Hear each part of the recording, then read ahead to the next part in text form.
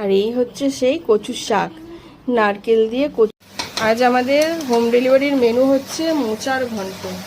মোচার ঘন্ট হবে নারকেল দিয়ে, ওদিকে নারকেল কুড়িয়ে রাখা আছে, এখানে মোচাটাকে ভালো করে আলু দিয়ে কষানো হচ্ছে, এরপর নারকেল দেওয়া হবে।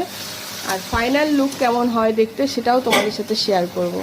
আর এখানে বসে গেছে গরম গরম ভাত, এদিকে হচ্ছে,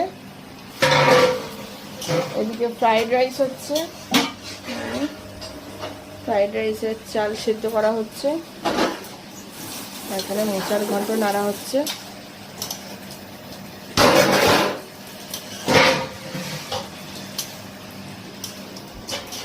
এখানে মাংস, খাসির মাংস রান্না করা হবে।